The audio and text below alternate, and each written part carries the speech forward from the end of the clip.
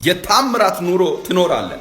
አሜን ብለህ ተቀበል። በጌታ በኢየሱስም ታምራዊ ፋይናንሶች ይለቀቃሉ። የሥራ በሮች በታምራት ይከፈታሉ። ጤናይ በታምራት ይፈወሳል። አንድ ነገር ልንገራችሁ፣ እግዚአብሔር አንተን እፈውሳለሁ ካለ፣ አንተን እባርካለሁ ካለ የግድ ሰው ብቻ አይልክም።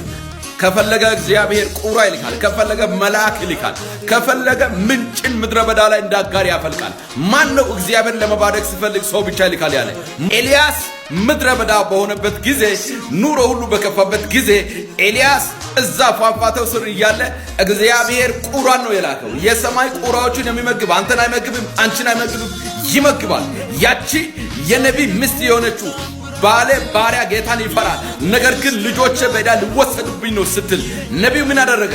ዘይቷ ላይ ምንጭ አላፈለቀም። ዘይት ከየት መጣ? ይሄ ታምራት ነው። ታምራትን ማታምን ከሆነ ማለፍ ትችላለህ። ታምራትን የምታምን ከሆነ በሕይወቴ ታምራት ይሆናል ብለህ ሼር አድርግ፣ ኮፒ ሊንክ፣ ሪፖስት አድርግ። ከዚህ ሰዓት ጀምሮ በኢየሱስም 2 ዓሣ 5 እንጀራ ለ5000 ሰው ያባሳው ያ የጥንቱ ክንድ ዛሬ ፋይናንስ ላይ በኃይል ይለቀቃል። ዛሬ በጤናይ ላይ በኃይል ይለቀቃል። እግዚአብሔር እሰራለሁ ካለ ብዙ መንገድ አለው። የግድ ሰው መኖር የለበትም። የግድ የሆነ ሰው መጥቶ የሆነ ብር መስጠት የለበትም። እግዚአብሔር እረዳለሁ ካለ ሰማይን ይከፍትልሃል። እግዚአብሔር ሰማይን ሲከፍትልህ በኢየሱስም ጎተራ ይሞላል። ያን አራቱ ለምጻሞች እኮ ልክ እዚህ ካለን አሉ ራብ ይገለናል፣ እዛ ከሄደ ጠላቶች ያጠፍናል። ምን እናርግ ስል ግን እንሄዳሉ። ተነሱ። ሲሄዱ እግዚአብሔር የነጎድጓድ ኮቴ አመጣ። ጠላቶች ሸሹ። የተራበ ሰው ሁሉ ጠገበ። የእግዚአብሔር አሰራር ብዙ ነው። የእግዚአብሔር የሥራ ጊዜ ነው ብለህ ኮሜንት ላይ ጻፍ። ይህን ቪዲዮ ለምትወዱ ሰው ፈጠን ብላችሁ ሼር አድርጉ።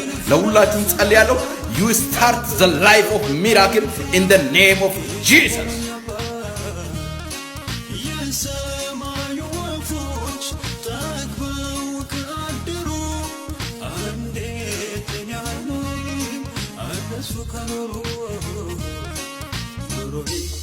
የታምራት አድርጎታል፣ ኑሮዬ የምስጋና አድርጎታል። የኔ እኮ ከሰው ሁሉ ለየት ይላል፣ የኔ እኮ ከሰው ሁሉ ለየት ይላል። ትላንትና ኑሬሃለሁ፣ ዛሬን ደግሞ መጣ